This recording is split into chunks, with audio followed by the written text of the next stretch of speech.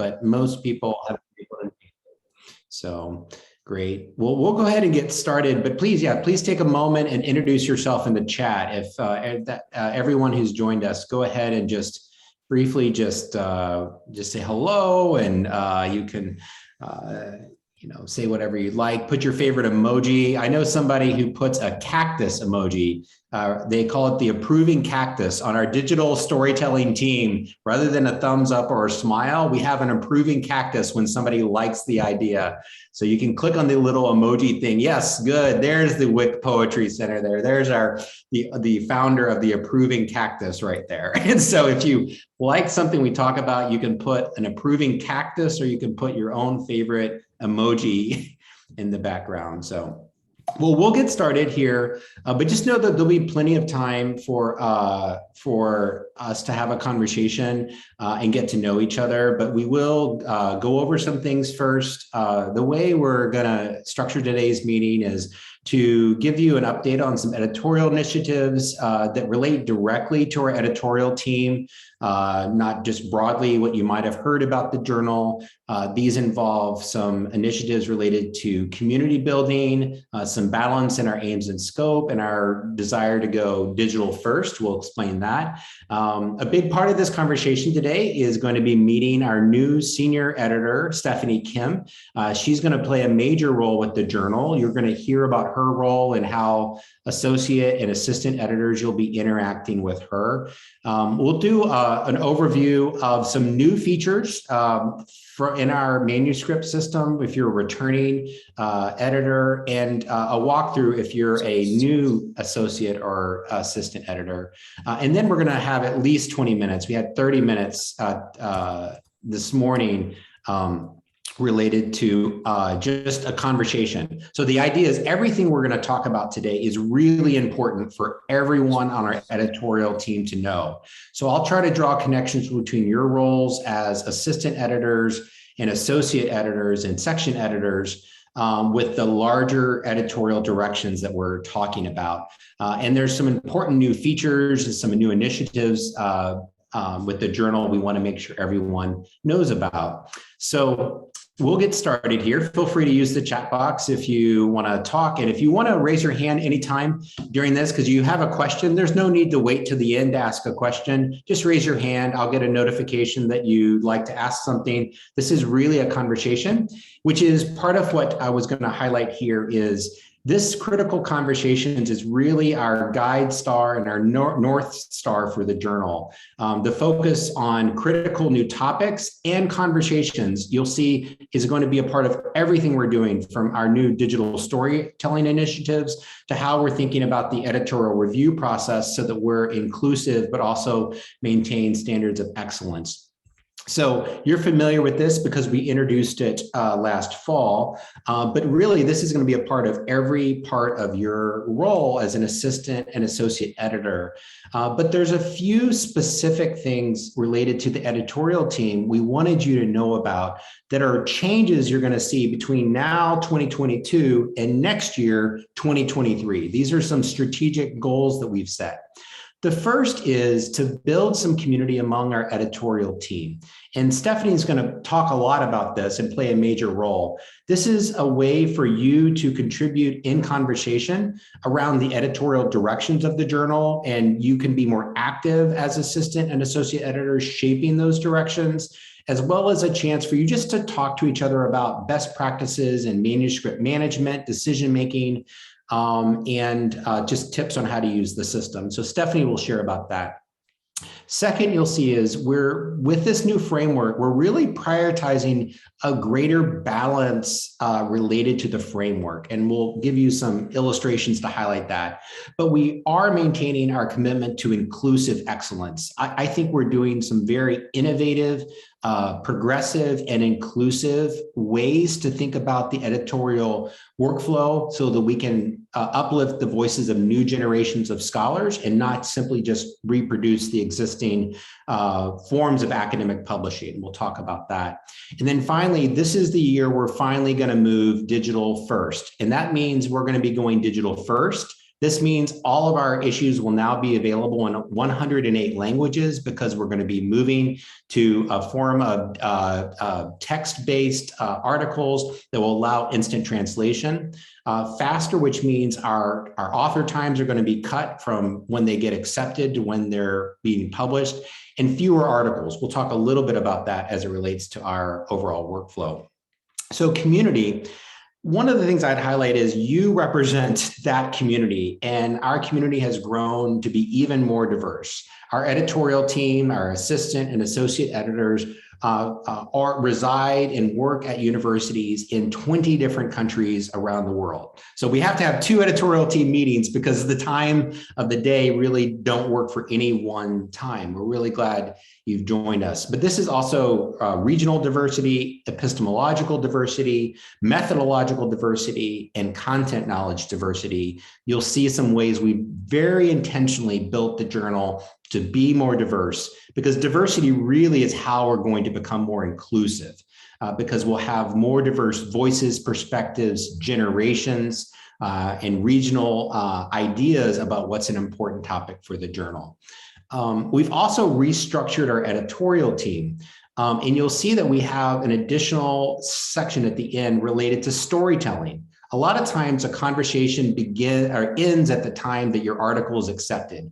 We really want the conversations around the articles published in the journal to begin at that point going forward with a much larger audience. And we'll talk about that digital storytelling initiative towards the end of the orientation.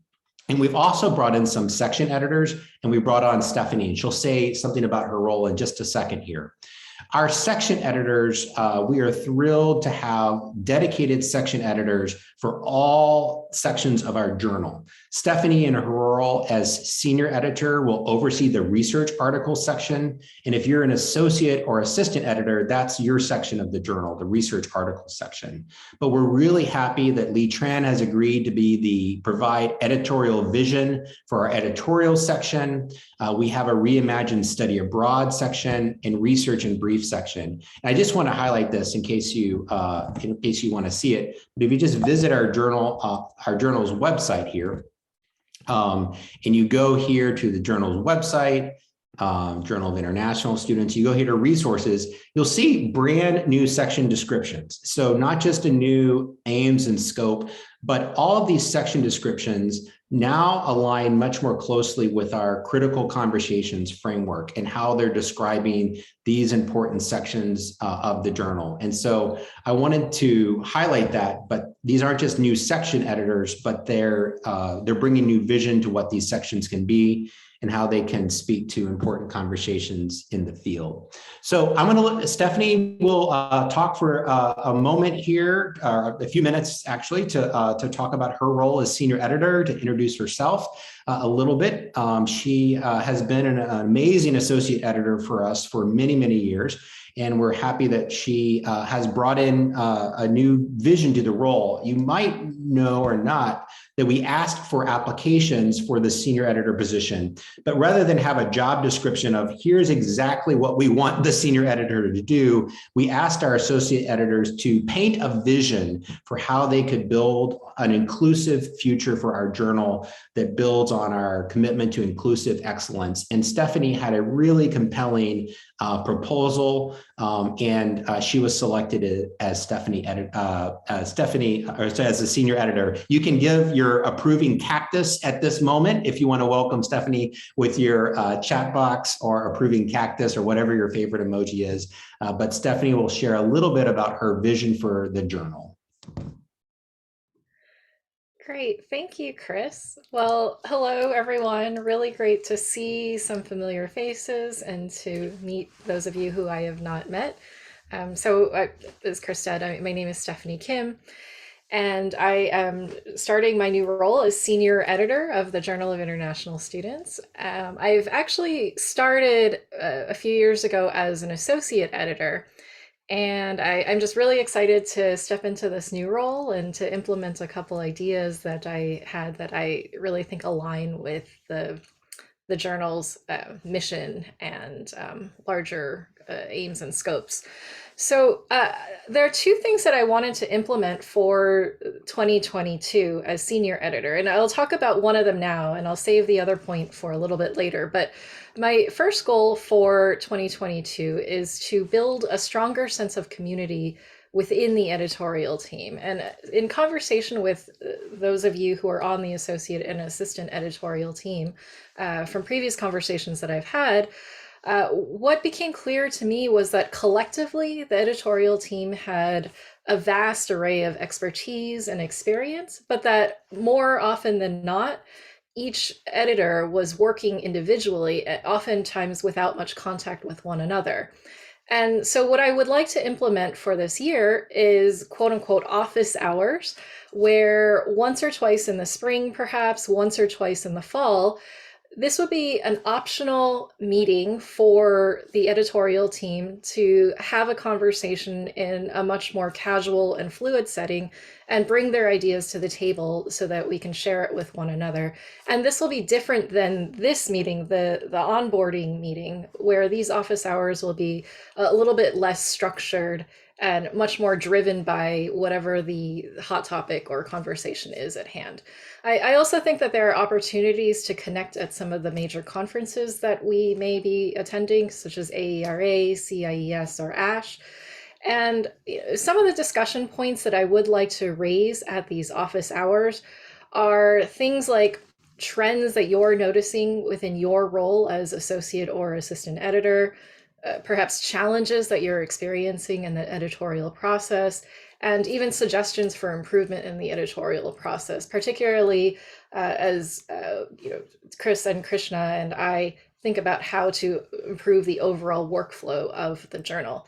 And ultimately, I would be very interested in hearing what you have to say, since you're the ones in the actual trenches doing the on-the-ground editorial work, working very closely with each author.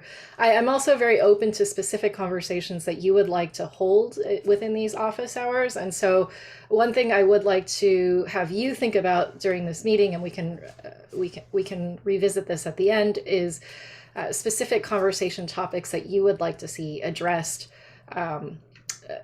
within these community building pieces. So I'll stop here for now.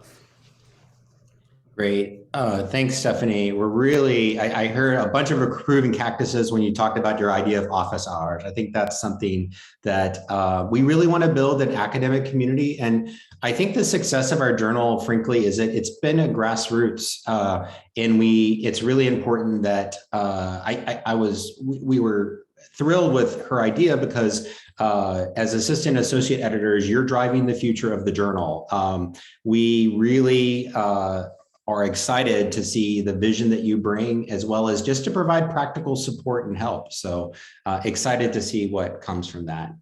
The next thing that's really important, especially for associate editors, is to understand that we have been very intentional, and we're going to continue to be very intentional about the balance of articles that we publish. In terms of the content, and this is really important in terms of how you make editorial decisions.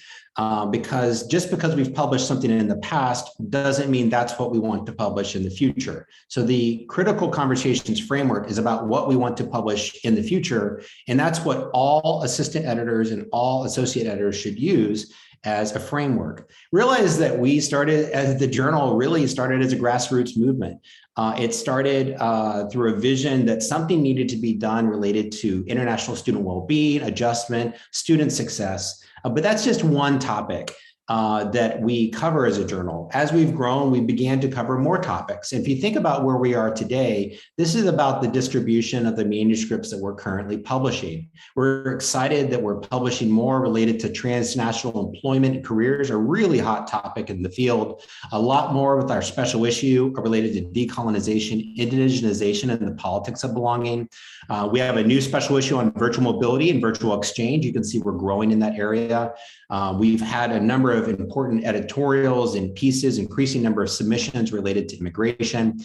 We really are looking for pieces, and I'm thrilled that we've grown our editorial team to really solicit pieces related to on the most existential issue, I think, facing humanity and the planet, which is climate change and ecological sustainability. And I want to highlight quickly that I'm really proud. If you look to the right, and this is a recent analysis. This isn't our guess. This isn't our hope. This is our actual analysis.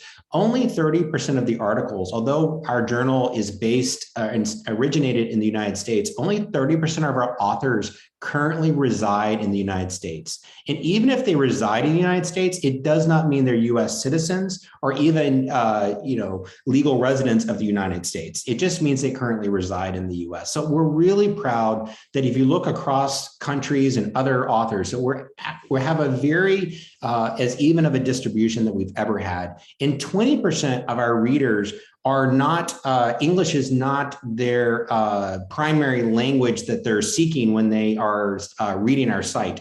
And they're using, they prefer other languages. We would like to grow in all these areas. We would like to continue to have a more even balance among countries. We've done that very intentionally, by the way, by having our workflow privilege voices that are underrepresented in the field and that we think need to be amplified. So that's been very intentional. We're proud of that work that we've accomplished. And that's, if you're a returning associate editor or a section editor, that is kudos to you. That's your hard work that's made that happen.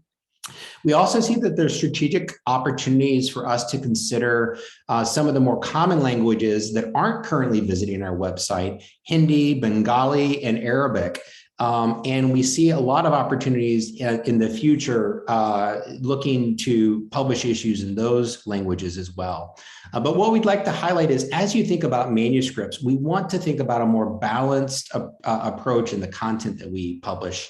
And we've done a lot of this change over the last few years through the special issues. And we're really happy that Nelson Brunstig from Wake Forest University is joining us as the special issues and special collections editor. These are two ways that we really do influence the voices that get highlighted in the journal. For example, you can see that we've really grown in the area of decolonization and critical internationalization studies. That is due to large part to our special issue using critical internationalization studies as a framework. We have a new special issue edited by Katie Koo, who's joining us here, that looks at new types of autoethnographic and uses intersectional identity approaches, a special issues on virtual exchange that's growing our focus on virtual exchange and virtual mobility, and a new special issue in Spanish. Now notice, this sounds like a lot, but really we only publish about 2 per year. And what Nelson has been charged with in this is to really bring a process that we can be very strategic as we think 2023 and beyond of where are the opportunities linguistically, epistemologically, and regionally that we can continue to draw out voices that we think are important in the field. In addition to that, we don't just have special issues, we've created special collections. You might remember the fall collection called the Critical Conversations series that used this framework. We have a brand new special collection section called Novas Voces, which stands for New Voices. And this is when we're highlighting the scholarship of new scholars who have published in our journal, and we're intentional about highlighting their work. If you use Google Scholar or the Google Scholar algorithm, it privileges people that already have a lot of citations. In other words, established scholars.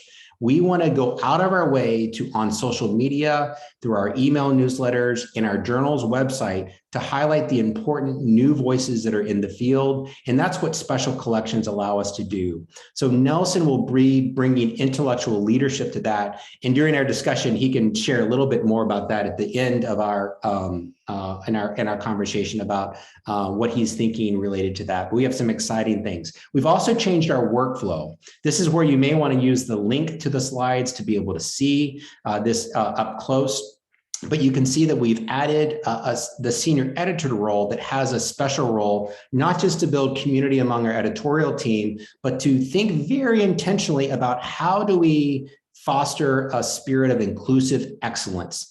because we don't simply want to reproduce many of the common kind of approaches in thinking about manuscript management that tend to privilege certain voices and exclude others simply by the way the system is set up.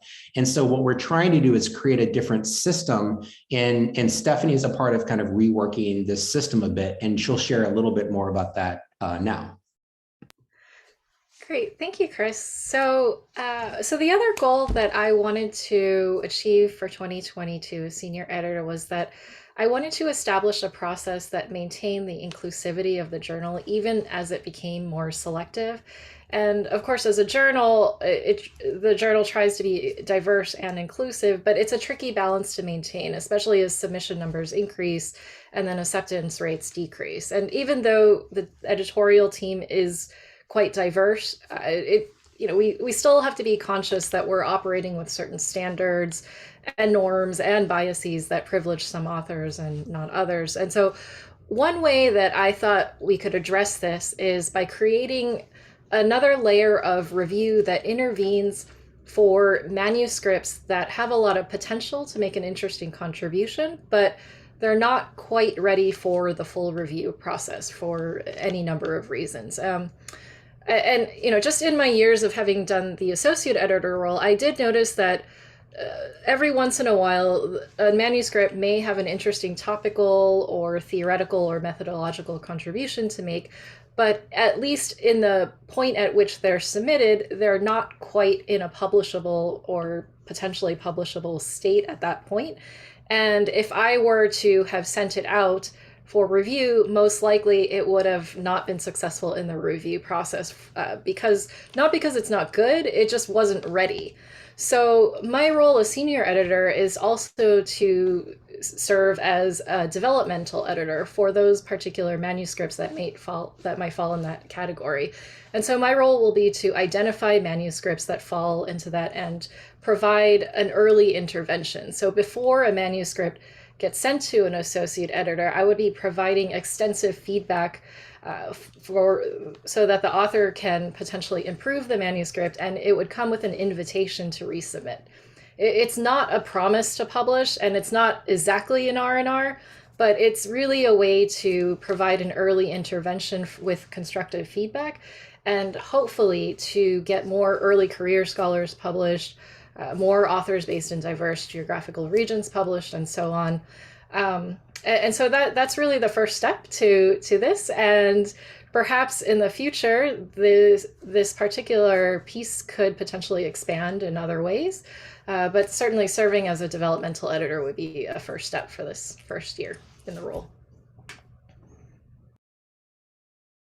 If you're an associate editor, just to know that Stephanie will likely flag that to you to let you know that she's already been working with this author. You, of course, have the autonomy to make whatever decision. All associate editors can still do a desk reject or decline before review, but she'll at least let you know this is an author. This, by the way, carries on a tradition. Krishna will tell you, you should sit sometime and you really should, we should write the history of this journal, because really it used to be that every single author, we would provide extensive feedback. There was kind of multiple publication lines, and there was a special line for authors that we just were going to go back and forth until their papers were ready. So similar to faculty that continue to get feedback throughout. And Krishna, you're welcome to share about those times and those years, but it's similar to faculty. There's I'm going to give you feedback until this is an A paper. I'll give you as many rounds of feedback as you want. That's really the spirit of how we began as a journal. And it's a way that we can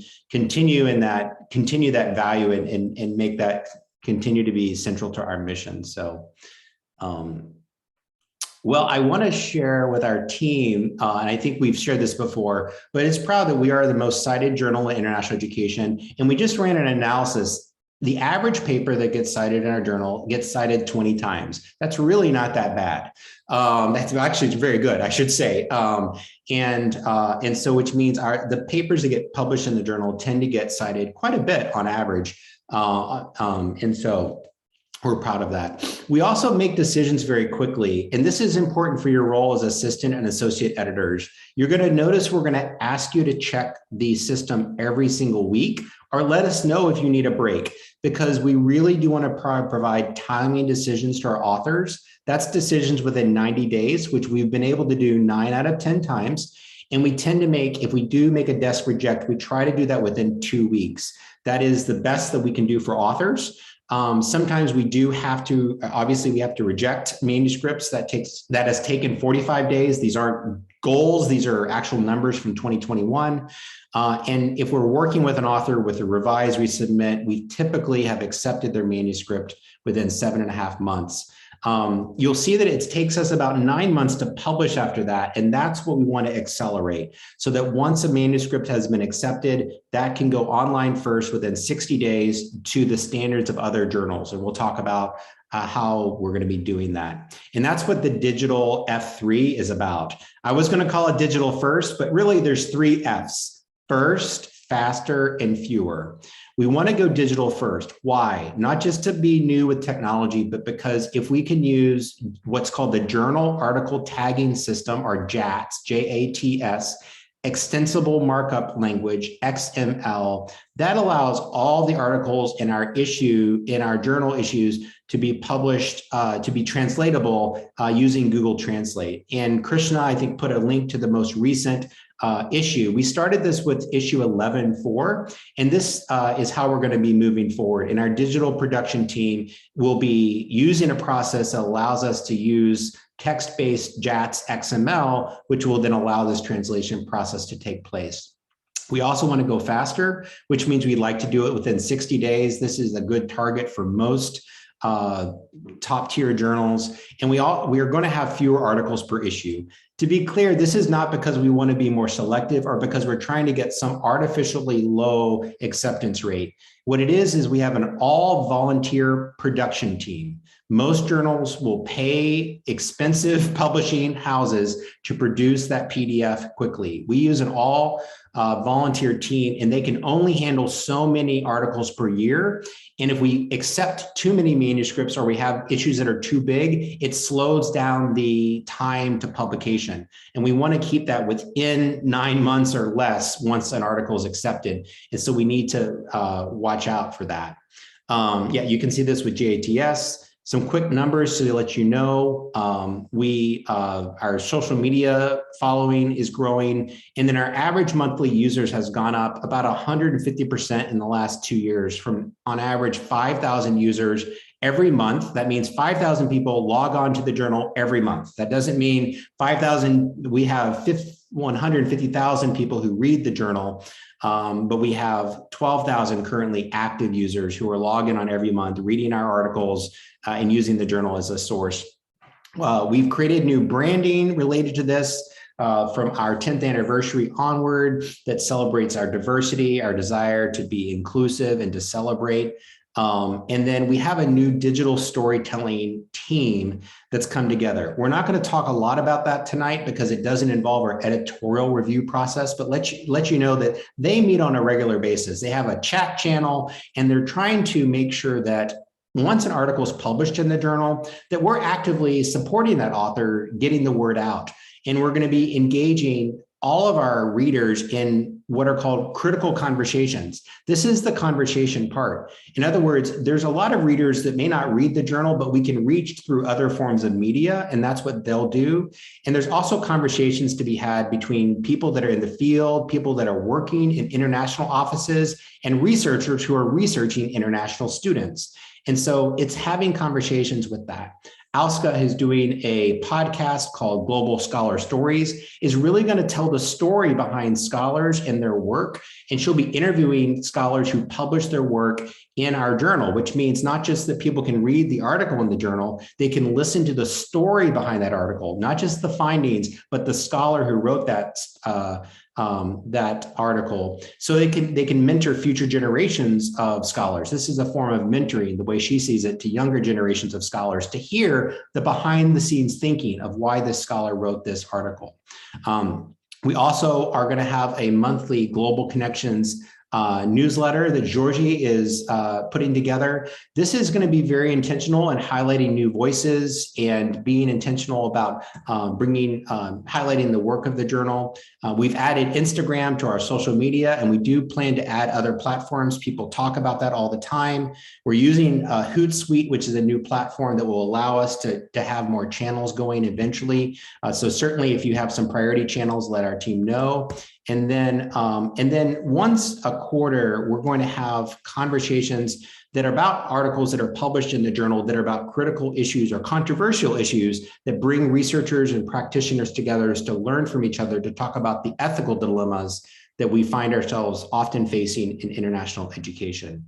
Our digital story team has come up with 4 amazing themes, one for each month. And so you'll see in each of our channels articles, stories, podcast, audio features, conversations related to each of these themes. And so you'll see that through our different channels.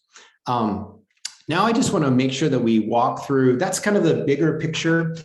And I think the big takeaway so far, I hope you see, is that we're really trying to do something different in our editorial workflow in this, but we're using critical conversations as our guide star in the process, both in terms of the topics that we're going to focus on, but also the emphasis on conversations. Conversations as it relates to Stephanie's role. She's facilitating conversations among our editorial team.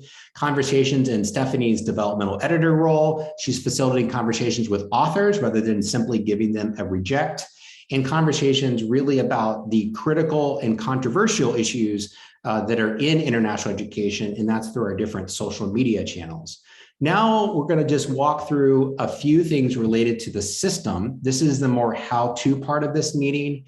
And then at the end of this is when we're just going to open it up for comments, questions, and sharing advice. We have new assistant and associate editors, and we have people that have been assistant and associate editors with us for years. They can tell you the history of the journal. We would like people to share their wisdom, their best practices with each other, ask questions, share ideas, and Stephanie will facilitate that part of the meeting. We'll have 30 to 40 minutes, it looks like, for that. But I did want to highlight that we have installed the latest version of the Open Journals system.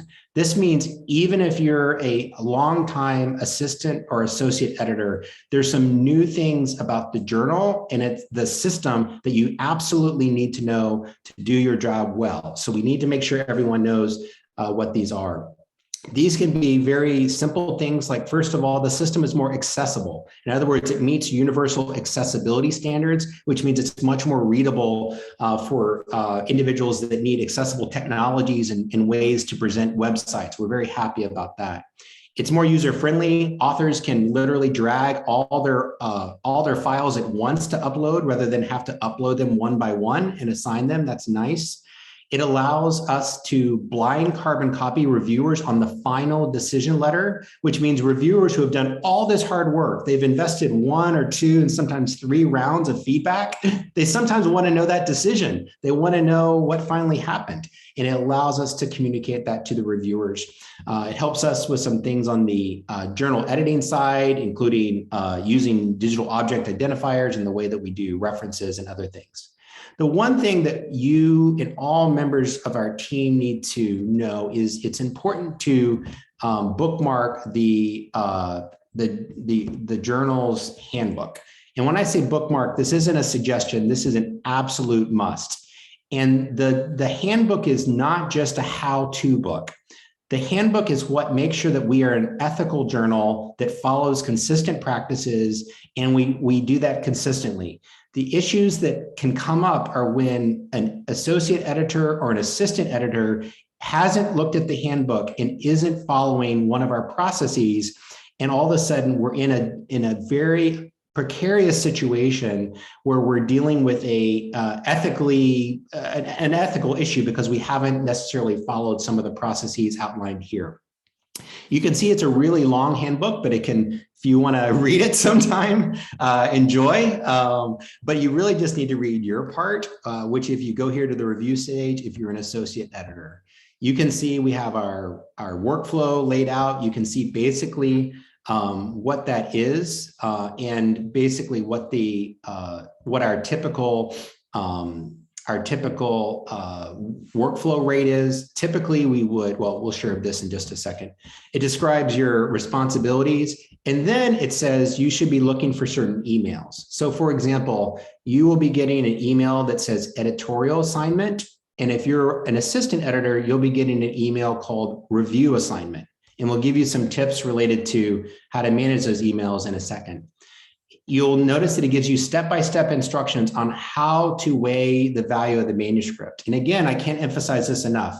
Don't simply say, what's my judgment related to this? Please refer to our aims and scope. Please refer to our the things that we've explicitly say that we're prioritizing. You might notice here, and we'll highlight again, prioritizing under-researched aspects of the field, written by authors from countries or contexts that are underrepresented in the journal, centers perspectives of women, people of color, and individuals from the global South, usually underutilized theories, methodologies, and frameworks.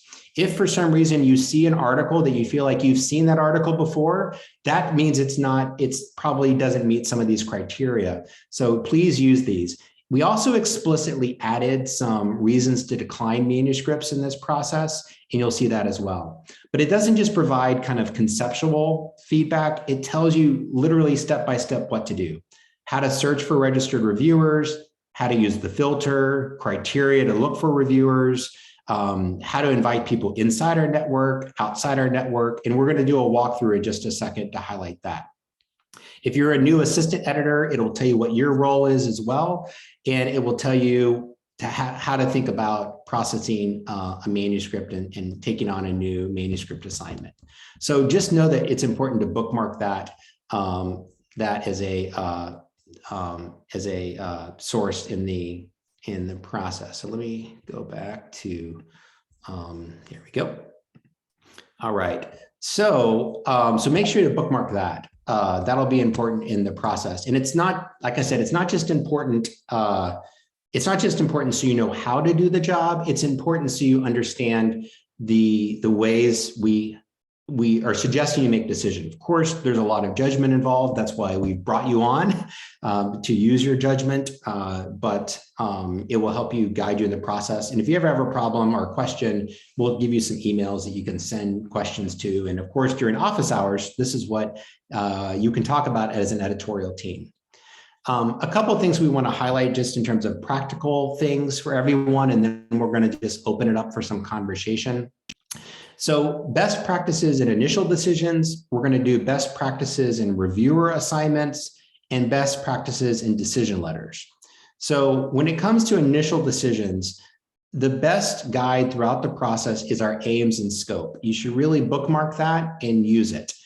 And remember that we're looking to accept manuscripts. We're not looking to decline manuscripts. We do have to decline, but I think it's more constructive to think about what voices are we looking to bring into our journal, and can we work with the voices that submit to bring those voices forward and bring them out. So we're looking for manuscripts that mark a new and demonstratively significant advancement. If it is your judgment at the very beginning of the process that this is not an original manuscript or not demonstrably significant, it's really the best thing to go ahead and give an initial decline to that and not send it to review. It saves the author time. It saves the effort of our assistant editors from having to review something that you don't think has great potential. And so it's something to consider. But counterbalance to that, please assess whether or not it represents an under-researched aspect of the field, or a region, context, or population about which little is known. And also, please give priority to scholarship that centers the perspectives of women, people of color, communities of the global South, and multi-authored scholarship that spans socially constructed boundaries and borders. What do we mean by that? Well, I know Lisa Unangst is here. She's led our Millennium Scholars Program that has purposely brought together scholars that live in different countries and that are from different generations, emerging scholars with more established scholars. That is an example of multi-authored scholarship. We want to encourage that kind of knowledge exchange when possible and that kind of partnership. and also scholarship that draws on underutilized theories. So please consider all these things in putting manuscripts forward. And by the way, I'm thrilled when I look at what's in our pipeline to see that really we've done this really, really well. And we want to continue to build on this in the journal. So I want to reiterate, it's important to use the future, not the past, as your guide. So just because something has been published in the journal 3 years ago doesn't mean we're going to be publishing in the journal next year. And so it's important to think about where we're going, and again, to think about a greater balance between the major areas of our critical conversations framework. Okay. We also decided it was important, although most of our associate and assistant editors were using these guidelines, we decided to make it explicit about things that we really want to decline, not simply because partly because they're weak research designs, but for very specific reasons. If they include deficit narratives, or they have reductionistic views of international students or human beings or identities, or essentialized or oversimplified views of human beings, we want nothing to do with that with this journal. So please, even if it has the most sophisticated research design, if it has a deficit narrative of the international student, please, that is a reason to decline a manuscript. If you think it's been reductionistic or it's essentialized, please decline that. And we have guidance in our handbook specifically that gives examples of what we mean by these terms. In terms of our selectivity, we do have that difficult balance that Stephanie talked about between being inclusive and being selective. Typically, here's some things that are guidelines so you know the basic flow of manuscripts. If you're an assistant or associate editor, please, this does not mean this is what you're required to do. You're not required to accept or decline a certain number of manuscripts, but generally speaking, sometimes people think it's helpful to know the rule of thumb of how things move through the process. So typically we get about 400 manuscripts per year, and about 1/2 of those get desk rejected at some point. And those get passed on to associate editors who also desk reject about 1 out of every 2 manuscripts that they're assigned. They'll send the remaining manuscripts out for review, and of those that are sent out for review, they tend to accept about 1 in 3 of those manuscripts. Again, it doesn't mean that if you're an assistant editor or an associate editor and you're accepting more, or that's going to be a problem, but it does help us make sure that we're not in a situation where if we accept too many manuscripts, authors will be waiting multiple years until their work is published. And so we need to make sure that we are being very purposeful, but we can work with authors as much as we can. In 2021, we had slightly fewer submissions than we did in 2020. But our associate editors, again, have done a fantastic job because we're really on pace to have about 8 articles per issue now, which is going to be a much more sustainable workload for our hardworking production team that does all the layout and formatting, indexing, putting on the website of every single journal article. Some tips, and then I think we're going to do some walkthrough and then conversation. We've highlighted this: pick 1 or 2 days when you're going to check the system. Please do this about once a week or at least once every 2 weeks. We can't be in a situation where I do know there's things get busy and sometimes people can't check the system for 6 to 8 weeks. If you're in that situation, please notify us so that we can have someone else manage your workload, because we don't want to be in a situation where an author is saying, I haven't heard back from this associate editor or assistant editor, and it's been 3 months, and we find out that nothing really has happened in those 3 months because somebody hasn't been checking the system. So it's really important that you check the system on a regular basis. And if for some reason we're very flexible and supportive, if you cannot check the system on a regular basis, please let Stephanie or myself or Krishna know, and we'll just make sure that someone's covering for you. That's not at all a problem. We just want to make sure there's no manuscripts, that all manuscripts are getting the attention that they deserve and the authors are getting the timely decisions that they deserve. You may want to create an inbox rule with JIS in the subject line. You'll get a lot of emails from the system. You may want to just have them all go to the same folder. And then if you communicate with authors, please do that through the system by creating a discussion thread. And we can show you where that is in the system. But the reason to do that rather than over email is if you make a decision related to a manuscript. For example, if you say that an author has 60 more days to submit a revision and our team doesn't know that, they automatically clean out the manuscript of the system of late submissions to make sure that because there's certain guidelines that we follow. But if we don't know that that's what the decision that's been made, that manuscript could get cleaned out without that being documented. And so really always communicate through authors through the system. That way, every interaction with that author is documented. It doesn't mean you can't email them back, but make sure that you also email them through the system so that we can timestamp when different decisions are made and by who they were made so that we can track all the manuscripts that we're trying to follow. Here's a short video about how to assign reviewers if you're an associate editor, and as you're an assistant editor, how you'll receive review assignments. So when you log into the system and go to submissions, you'll see all the submissions that have been assigned to you. We're going to walk through an example of how an associate editor would make an initial decision on a manuscript or decide to send it out for review.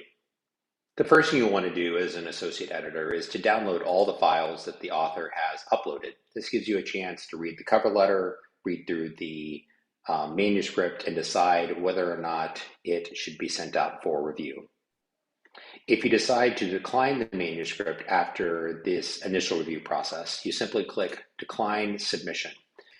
Once you click on Decline Submission, it generates a letter, and you click Record Editorial Decision, and this will send a notification to the author that their article has been declined. If, on the other hand, you decide to send the article to review, click Send to Review. Select the files that you would like the reviewers to be able to have access to. You want to make sure all these files are anonymous, and so we're just going to select the anonymous. So I want to highlight real quick, this is a good example of an important fact, because sometimes if you don't actually if you send things to review that aren't anonymous, we get into an ethical situation where we have to restart a manuscript if for some reason. This happens on occasion where people just think, oh, this is what the author submitted. So it's a good example of just sending the anonymous stuff for review since they submit everything. Anonymous manuscript, and we're going to send to review. At this point, it's our responsibility to assign reviewers. All manuscripts get one assistant editor and at least 2 reviewers to review the manuscript. To add reviewers, click Add Reviewer. To look for assistant editors in the system, type in ASTED. All assistant editors have this as a keyword in their profile. You can look through the keywords that are in their profile to see whether or not they would be a good fit for this manuscript, methodologically and with content knowledge as well. You can see also their current status, and you want to watch to not to assign an assistant editor if they already have manuscripts that they're working on. You can find more information by clicking on this context button to see information about that assistant editor, how many reviews they've completed, how many days it's been since they've been last assigned to review, and typically how long it takes them to review a manuscript, as well as the keywords, so you can find the right fit for the manuscript. To select the assistant editor, click Select Reviewer, and you'll see here that it generates a predefined email invitation. I always encourage people to customize these invitations so that people know why you're selecting them as a potential assistant editor or reviewer. And then it also has important dates. You can always adjust these dates if you would like. They have 1 week to respond, and they have 6 weeks to complete the review from the initial invitation. But if you'd like to provide an extension, you can simply update the time to provide more time, or if you need the manuscript sooner, provide less time. And then click Add a Reviewer to send an invitation to the reviewer to invite them to review this manuscript. We're going to repeat this process when we are looking for reviewers for this manuscript. We have about 1,500 reviewers in our system, all that have keywords in their profile. The way to search for great reviewers are to use some of these filters that are available. For example, if the article is on employment or employability, you might begin by typing the first few letters of employability to find different users registered in the system as reviewers. You'll see that we have any number of reviewers in our system that have indicated that they have some knowledge related to employment, employability. As you look through reviewers, you'll again notice some important context information. If the reviewer has reviewed for us before, you'll see that they have a star rating. We indicate how high quality their review was and whether their review was submitted in the time frame that we requested. It also lets you know how long it has been since they have last conducted a review for the journal. That helps not to overburden reviewers with constant requests to review manuscripts. You can also see if they're currently reviewing anything, if they frequently decline requests, and how long it takes them to review a manuscript typically. If you find a reviewer that you would like to invite, simply click Select Reviewer and go through the same process. I encourage you to customize the letter again with a very short note of why you've selected them, and then click Add Reviewer. All right, that's a quick walkthrough. But the thing I would highlight, especially for associate editors, and I'm sure our assistant editors would say this, please really pay attention to whether or not there's already manuscripts assigned to these reviewers and assistant editors, and also pay attention to how long it's been since they've last reviewed, because we don't want, just because somebody's completed a review, to immediately assign them another review again. So you want to pay really close attention before you send an invitation. Our goal, and just to let you know, I always like to say this in these meetings, our goal is that our associate editors will do 8 to 10 manuscripts per year. That includes an initial desk rejection manuscript. That counts in there. Doesn't mean you have to go through the full process. It just means that you're making decisions related to 8 to 10. And then assistant editors review about 4 to 6 manuscripts in a given year. Stephanie will say a little bit more about some of her goals related to that, but just I want to flag this for everybody. If for some reason you're getting more than you anticipated, please let us know, because it's not by design. It's because the system, it's really hard to know and really hard to track so many moving parts at once. We have thousands of users, we have hundreds of manuscripts. And we have dozens of assistant and associate editors. If you let us know that you're getting too many, or you're concerned you're not getting enough, just let us know, and we'll be able to take steps to help adjust your workload so it falls right in line with this. But most of the time, we have systems in place to help do this pretty well. But sometimes you should let us know. But just know most of the time we do it pretty well. When you do review assignments, I want to highlight a couple things to think about. And Stephanie made a really important point today about the role of associate editors and how they find experts related to the topic. As an associate editor, she'll say more about that. Fit, topic, and methodology are really about finding the right fit. You don't want to assign an assistant editor a qualitative manuscript if they're a quantitative researcher. That's why it's really important to think about the topic and the methodology. However, if let's say that you do find yourself in that situation and you're assigning a manuscript where the content is a fit, but the methodology is not, please include in your invitation letter that you understand that the content is a fit, although methodologically it's not, and assure that person that you have someone who can cover the methodology, and maybe write that person that you're really looking for their methodological expertise, because not everybody will be an exact fit for every manuscript. But if you put a few short words, people will know that you've invited them because of their content expertise, even if the methodological fit isn't perfect, or vice versa.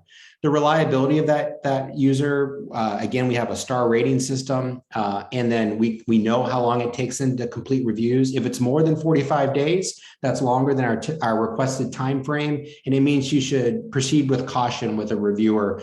Although it doesn't mean you shouldn't assign, it should mean you should be aware that it has taken them longer than our typical 6 weeks on average. And then workload. We don't want anybody who has too many active assignments and lots of recent assignments to do that.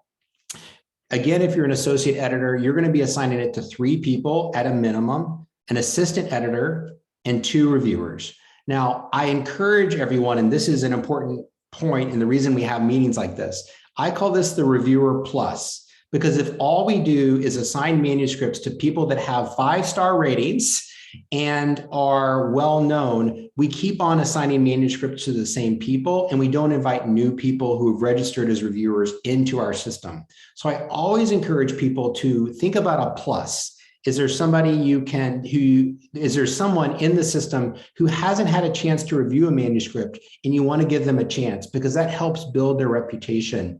And so really consider that as well. Don't just use those filters, because those filters can be a way to filter out voices and perspectives if you're not careful. So you want to use those filters mindfully and be purposeful in the plus part so you can be inclusive in the way that you assign reviewers. But realize you just need a minimum of 2 for a decision. So ideally you get 3 reviews back, but just in case somebody gets sick or has workload issues and you only get 2 reviews back, you're able to make a decision on that manuscript. If you just assign it to 2 reviewers and one of them drops out, that's a delay for that author, because you have to send it out to another round of reviewers when you find out at the very end that the reviewer can no longer complete the manuscript for whatever reasons. These are our basic turnaround times. This is also in the handbook. You'll see typically they're about 5 to 7 days. I think we're pretty generous with our review schedule, 4 to 6 weeks. And I already highlighted, you can add more or less time to that. We know there's busier times of year. So sometimes we give people 8 weeks if it's a really busy time of year and we want to be sensitive, or we don't want to do it around holidays or other things like that, which we really want to make a decision within 90 days. And you can see how these turnaround times really add up to a 90-day decision. Remember, it's okay to decline a manuscript. We have to do that. But our goal is to always provide constructive feedback regardless of the decision. And so we do ask associate editors to please add a cover note that explains your decision, especially if it's a revised resubmit, so the author knows what aspects of the reviewer's feedback you think are the most important and you want them to address. There's a way to click thank the reviewers. We always try to thank our reviewers by clicking thank reviewer. And we also have awards that we give out once a year, an Editor's Choice Award and a Excellence in Peer Review Award to recognize reviewers in the process. And often, we have different ways of including them on our website. We also include them on our peer review board. If they've done 2 reviews in 2 years, they're listed on our website as a member of our peer review board. I know of no other journal that does that, because we're publicly recognizing those people that have invested in the journal. Always remember to click this button called Add Reviews to Email. It's the most common thing that associate editors might forget to do on occasion, which is it will do exactly what it says. It will add the, oops, I hid this slide. It will add the reviews to the email. We're going to open it up here for discussion really soon. But I want to highlight a couple of things that are always important, I think, for our whole team to understand. We are an open access journal. I can't emphasize this enough. You probably don't, I'm not sure if you're on an editorial board of many open access journals, but most journals and major publishing houses do have budgets, and we operate on a completely volunteer basis, but that also means our articles have no library fees, no author fees, no download limits, no free to publish, we're free to access, free to all forever. So you'll never see one of our authors say the first 50 downloads are free. That's not the way we think it should be. But open access is not free, and I've tried to reemphasize this voice. So I want to thank each and every one of you who donated to our 100 Friends of JIS campaign. We raised a couple $1,000s through that campaign. Some of you donated $100, some of you donated $5 or $1. We appreciated anyone who donated, because it shows that you believe in our open access mission and you're enabling that open access mission. It's also thankful to the support of the American Council on Education, Old Dominion University, and Emerson College that we can fund it. It's expensive all those DOIs cost money. I think they're like $1 each, at least. And then articles have multiple DOI, $2 each, says Krishna. So we're spending money all the time to publish articles that people don't realize cost money. There's publishing fees, there's indexing fees, there's DOI fees, there's technical fees, there's website fees. And so we're really proud of that. So that pretty much wraps up, I think, the first part to give you a sense of the editorial direction of the journal. The big idea of that is really that it's your guide star, your North Star in making decisions, making value judgments, assessments, and really trying to maintain our values of inclusion, support, and excellence, and lifting up new voices, and really trying to reimagine how to think about the what an academic journal can be, and even be forward thinking about the conversations that a journal can spark. So a journal is not just about more citations for authors, although that's an important part. We're hoping the Journal of International Students speaks to a wide audience to facilitate critical conversations. And with Stephanie joining the team in her role as senior editor, she's going to be facilitating those critical conversations among our editorial team, and then with our authors through her developmental editing. So I'm going to turn it over to Stephanie, and I think she'll facilitate just a conversation now among everyone who's joined us here tonight or this morning. Yeah, sure. So I thought I would just share in a very casual environment just some tips that I have learned in my years as an associate editor. And then we can open it up also for conversation, particularly as those of you who are continuing as assistant or associate editor could share some of the tips and pieces of advice that you would have for our new members who have come onto the team. So one point I wanted to stress is that the associate editor role is unique in that you're not necessarily expected to be the content expert of a submission that gets assigned to you. Your role is to oversee the editorial review process. And so in the past, I think there are issues where associate editors would kick back an assignment back to Chris or someone else, or the managing editor at the time, because they weren't necessarily the content expert, but that's not the associate editor's role. And so your role as the associate editor is to identify those experts who would be the appropriate content expert or methodological expert and assign them as reviewers.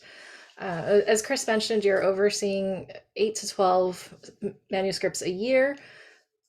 Most likely you'll be looking at 2 or 3 in any given time, no more than 4 max usually. And I will say, if you start to get assignments more than 4 at a time, then definitely reach out to Chris or even myself and just say, hey, you're sending me too many manuscripts, slow down. And that's totally fine. And so just keep the communication open.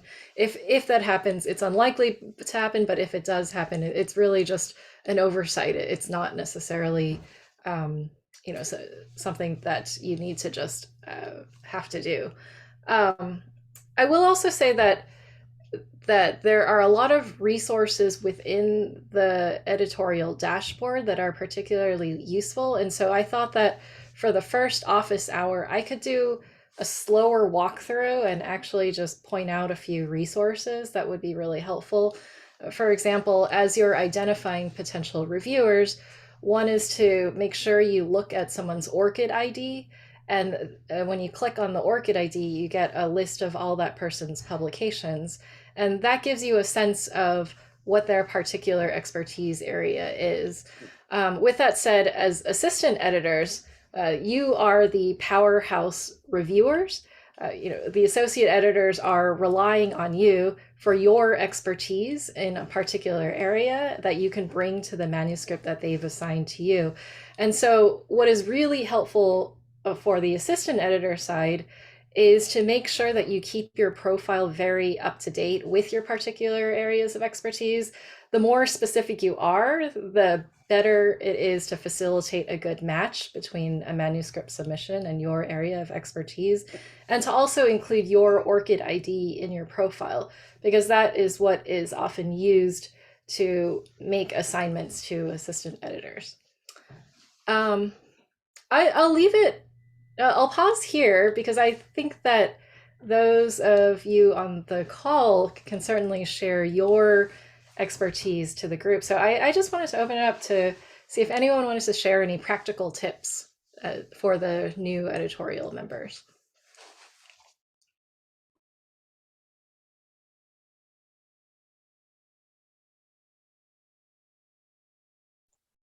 I just have a quick question, actually.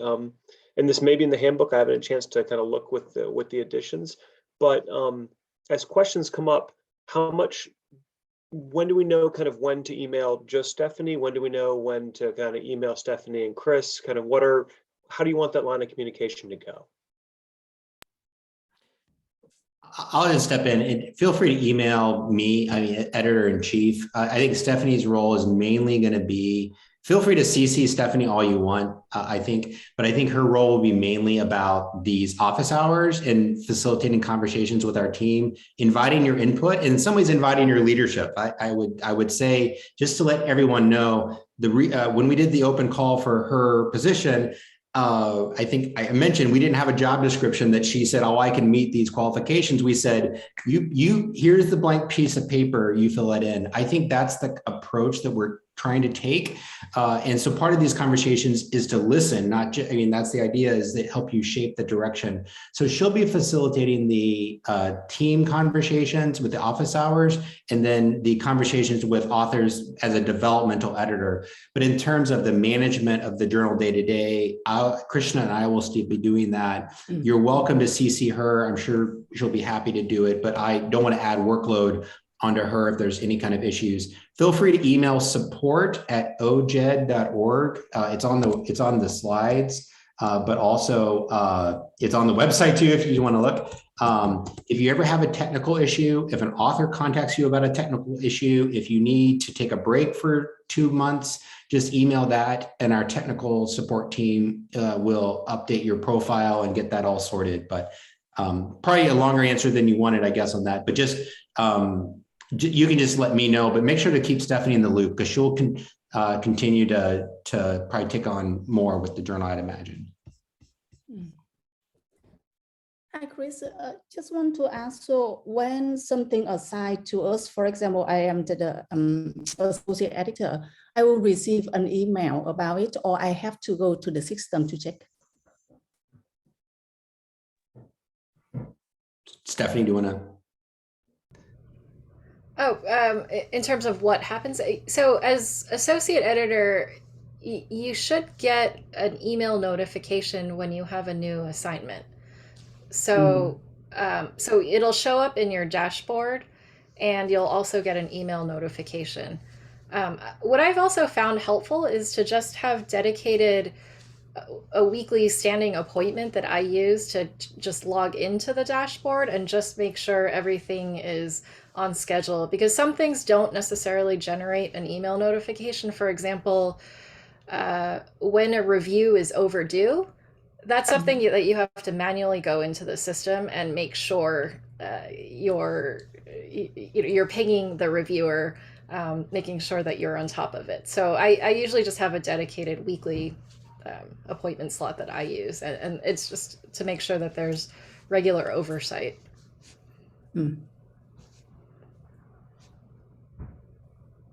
Stephanie, Cindy Ann here. I had a question. Maybe you can describe it a little bit more. You had mentioned that there were some articles that you were thinking that might need extra feedback that I think you specifically would be working on. And I guess I'm a little bit unclear. How does that get, or does it get set aside before it comes to an associate editor? Or are there articles that come to us? And then I know Chris had mentioned that sometimes you will let us know if it's one that you're giving extra feedback for. I'm just kind of trying to figure out where does that fit into the process? Because that's something new to me that I hadn't heard about before.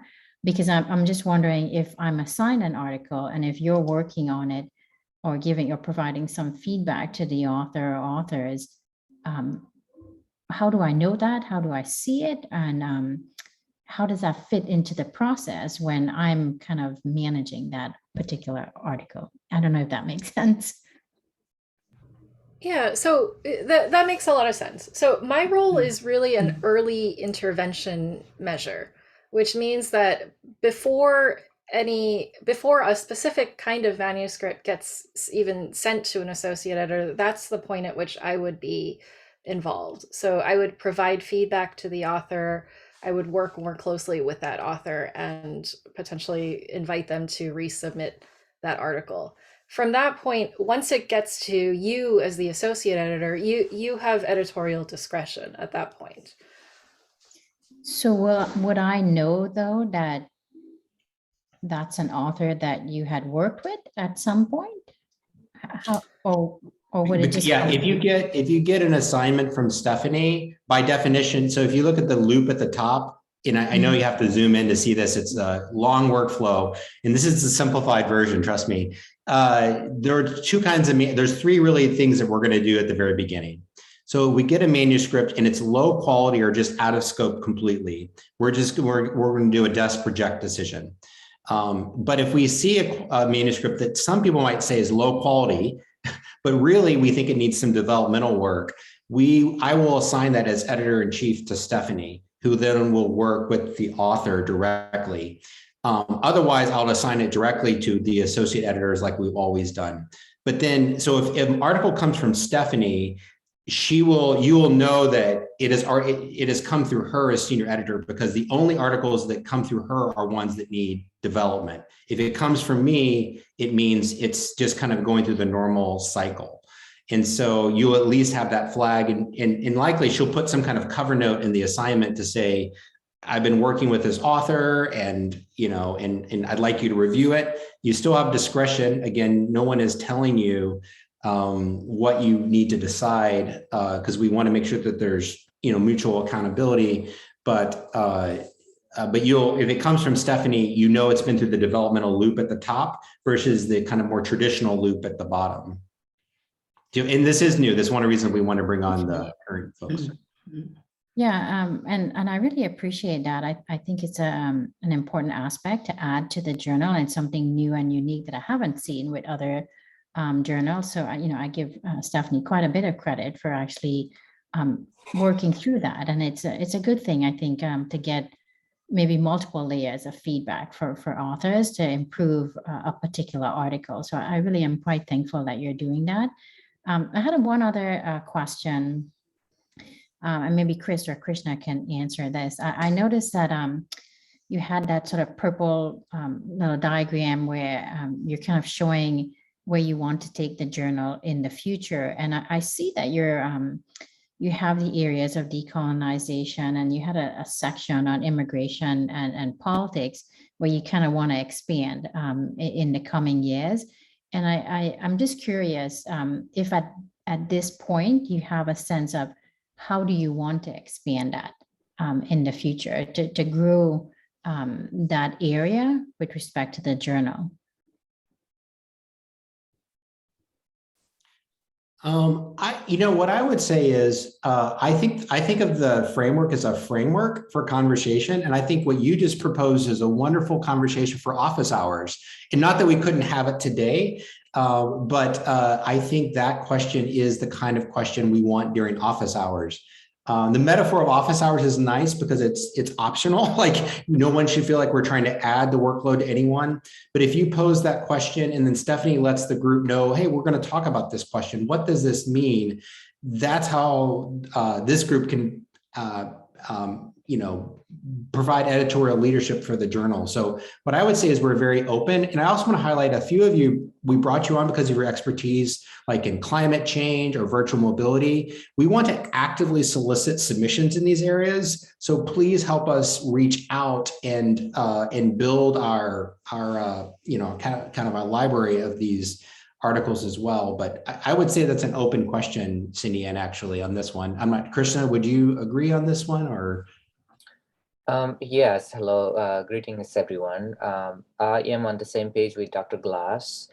And then also looking on the immigration and more geopolitical tensions, we will be looking into more upcoming scenarios of international students, international faculty, more the student mobility areas, toward the immigration, some of the lawsuits and the recent changes, with the again, the geopolitical tensions of the countries, both receiving and sending. That would be also area that, not many author or scholar have touched into this, major issues that directly, indirectly touch the life of all international students or former, international students. So that's one area. Interestingly, we received one special issue request, but we paused it for a while because we reached out to the author to flesh out the ideas. and we give some direction. So we'll see, what they come up with that. So it could be 2 areas. It could be in our Star Scholars book series, or maybe the specialist in the GIS. As our workload has expanded quite a lot. So we have also created a second venue, is the book series in collaboration with the Routledge, Macmillan and Springer. So these are also other possibilities we do have for our scholars. And I would like to add as well, because this is actually a great question to add this point. There's not just the research article section. So we, as I mentioned, we re-envisioned the cross-border narrative section. We re-envisioned the research and context section, and really using the model of the wonderful book review section that we have. And just to let you know how that builds is just like we're talking about immigration, that would be a great cross-border narrative.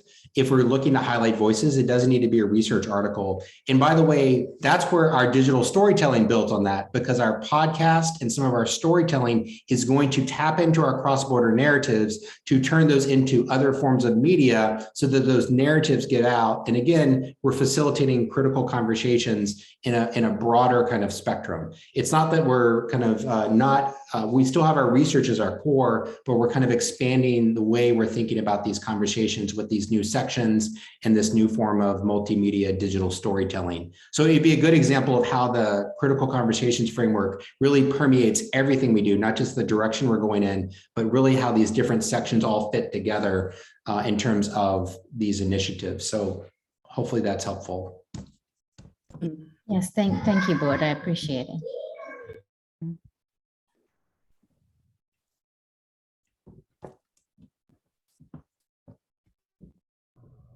I wanted to actually raise one last question before we sign off for the meeting. What are topics that you would like to further discuss at these office hours? They mentioned that perhaps the first office hours, I could do a slower walkthrough through the editorial dashboard, but aside from very very specific technical matters, are there particular issues, particularly for those of you who are continuing on in some capacity with the journal, are there particular points of tension that you wanted to raise that would be good for an office hours discussion? Stephanie, Geora, thank you for that initiative. I think for somebody coming as a new person, I think more meaningful and kind of rewarding way would be to look at a couple of manuscripts and discuss really them in terms of the priorities that the journal has set themselves, and kind of have that critical discussion, because we might have different views of what are those kind of overrepresented voices and the critical discussions, and just kind of have them even 1 or 2 just to kind of match them and explain why you as a state editor have decided that this article should actually go forward in the process, or why not. And it might be something that can be good to kind of repeat as well once in a while, to have that common understanding of where we are heading and not working independently always. So and the other idea in terms of the balance, obviously only see the articles and the manuscript that are assigned to you, so it can be difficult to know what type of topics other editors are working with. And I know that's something Chris obviously has an oversight of, that there's that kind of wider balance, but it might be good to share those ideas as well, and not just the kind of technical things, but it seems like, is this manuscript actually something we want to have published in this journal? Would be very useful, at least for me. Mm.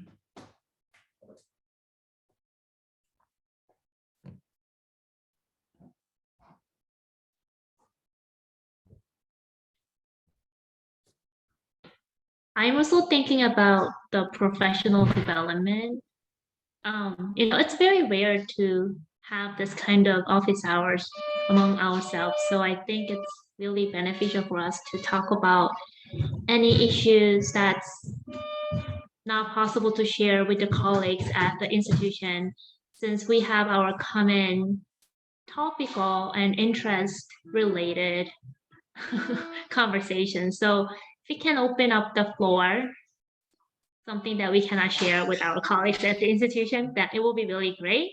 And also I'm thinking about, this can be a platform or the space and time for us to be like some like gatherings, like what we do at ASH or ACPA or ARA. There are some journal specific meetings, right? Like Journal of College Student Development meetings at ACPA, review of higher education meetings at ASH, something like that. So if we have this JIS quarterly meeting, just to check in our lives and then how things are going as a person, as a scholar, and we can also celebrate promotions, something like that, or a new publication. So I also think that this can be an opportunity for us to promote our own success and accomplishment, so that like what Chris does for me, like Chris advertise what I did to other people, so I can do the same thing for Stephanie, and Stephanie can do that for Christina, something like that. So yeah, like virtual coffee hour, like Anne just indicated. So again, I'm very thankful that you guys have this opportunity and time and space for us. So thank you, Stephanie. Thank you, Chris and Christina.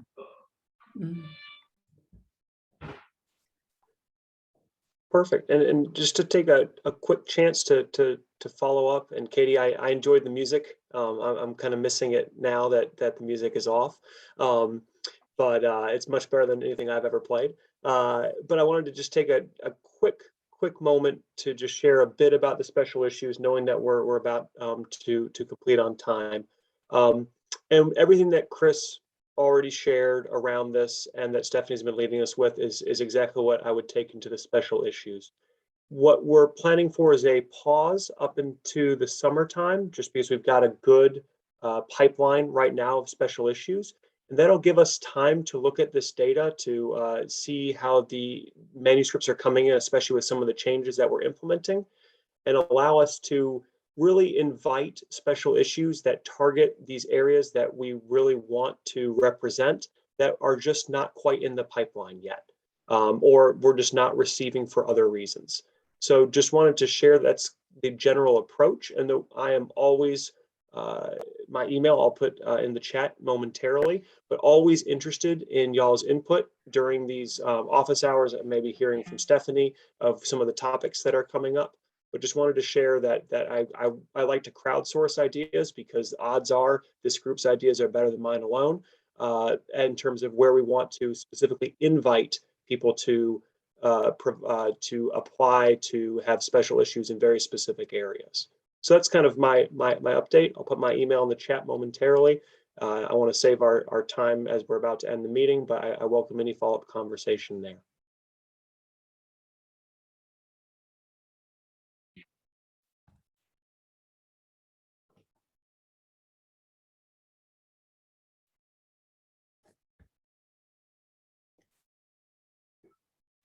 And also, Chris and Stephanie, I just remember one question, and this one, it has driven me nuts, sometimes. So some journals, I have very bad experience from a couple of reviewers, so I feel really, so crazy about this. Some journals, they prioritize empiricals or discussion or conceptual studies or research. So, I received a couple of rejections, and they say, the main reason is this study was not empirical. So from our journal, do you have any thought, any priorities about this?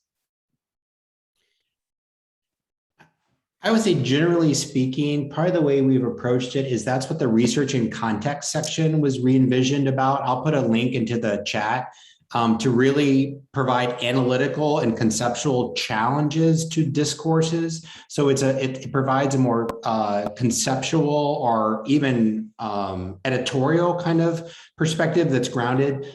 The research articles tend to be more traditional empirical work in our processes. But again, I think you just proposed a great conversation for office hours because it's certainly, we're not foreclosed to those kinds of pieces. In fact, they're really important in the field. It's part of the reasons we've re-envisioned research in brief, which is a summary of research, to research in context, which is how can we think about research differently? And so I would say let's continue the conversation related to that. Because I think some of the most important pieces I know I've cited are about shifting their conceptual pieces, not just empirical ones. So.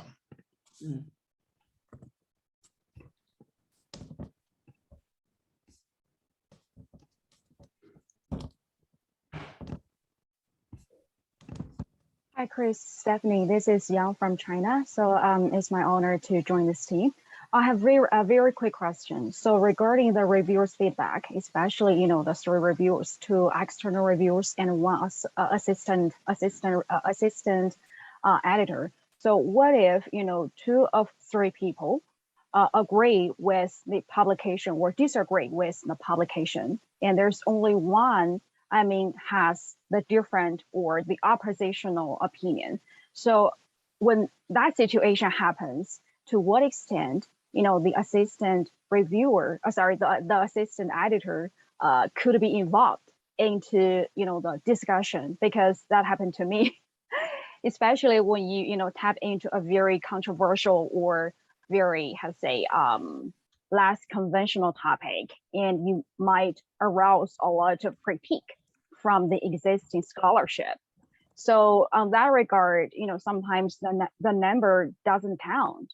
So I'm curious about, how deeply the assistant editor could be involved into the final discussion regarding, and what should we do, about the disagreement among the different reviewers?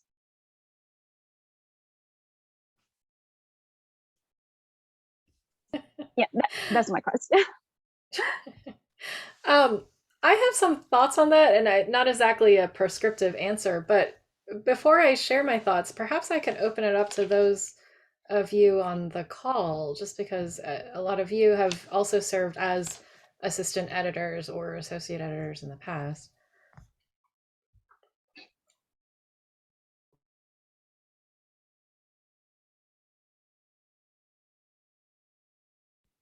Maybe share, since we're short on time, maybe just share your quick approach, Stephanie, and then we'll, but it's a great question. Yeah, it is. I guess this is where there's a lot. Not to say that the way I have done it in the past is, necessarily the quote unquote right way, but, as associate editor, there is a lot of discretionary decision making. And especially when the reviews are very split. One person says accept right away, one person says reject. I've seen it happen every once in a while. In those cases, I really just have to make a decision using the best judgment I can. Every once in a while, I've then added one additional review. I don't like to do that because it extends the process a bit longer. But I have done it every once in a while where I need to add an extra reviewer just to get a better sense of how people are responding to a particular manuscript. So I'm not, like I said, I don't have a very good answer, but it's just a way I've approached it. And I do also weigh into account that the assistant editors are assistant editors for a reason. And so to some extent, I do give a bit more weight to an assistant editor's review in taking into account the larger context. So what is the procedure here? So if there's a really deep split among the 3 reviewers, so can the assistant editor see other 2 external reviewers' feedback or not? That's a great question. I think we don't have a policy related to that in our handbook. And what I'll do is Stephanie, Krishna, and I will come up with that. What I would say is we always value the assistant editor, like you are our superstar editors. So I would say they tend to have the most weight, even though they're listed as a reviewer in the feedback to the author. the associate editor will listen to what to realize you carry more weight often because you have more expertise. And I do know associate editors have often had dialogues with assistant editors about what should I do. That's very, very common. The idea of sharing reviewers, we don't have a policy related to that, but I'm not opposed to that. We just need to make sure that we're consistent so we follow ethical standards consistently, and one person's not doing it and the other. So we'll talk about that, but I think it seems like an idea that I'm open to. I wouldn't see why we wouldn't do that, but we'll talk about it. But just to let you know, the associate editor can make the final judgment, and you can ignore any reviews that you want. And so there are some times that somebody says reject and accept, and you have to make a decision. That's just the pleasure of being an associate editor.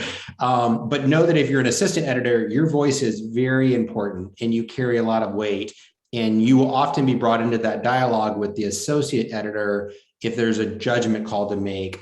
But we'll make the specific call about the sharing of the reviewers so that there's consistency. Since we're short on time, I was going to maybe invite Krishna just to share a few final thoughts.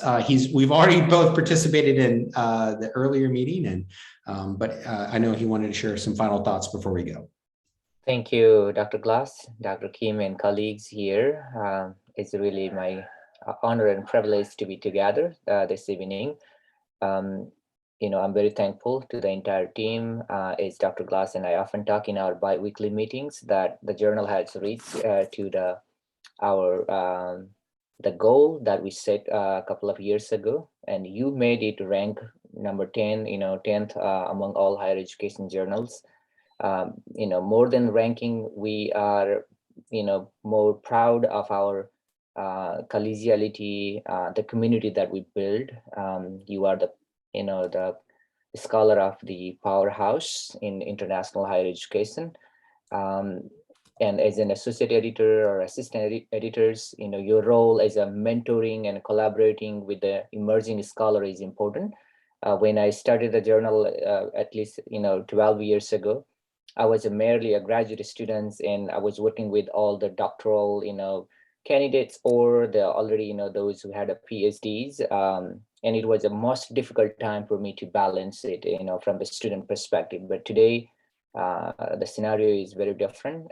You make a remarkable experience, personally, professionally, touching the life of these scholars who will remember us in their entire life for us.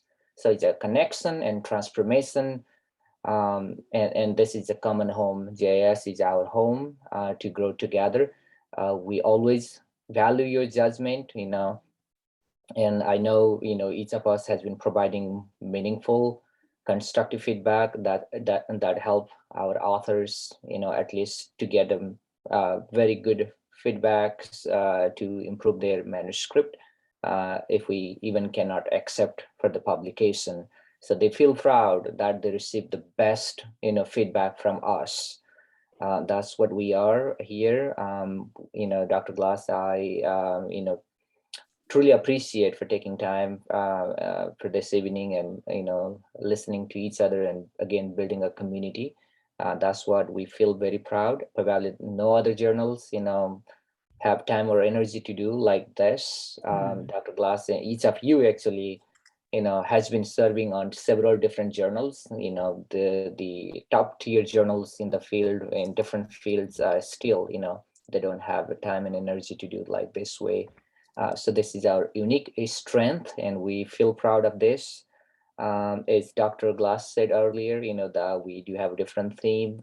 I love the one uplifting. We uplift each other's. We learn from each other's. We trust, and also we do have our ethical obligations to fulfill our, contribution to the field. And each of you has a special privilege, and I really request all of you to exercise your privilege and provide the best of the best judgment, personally, professionally.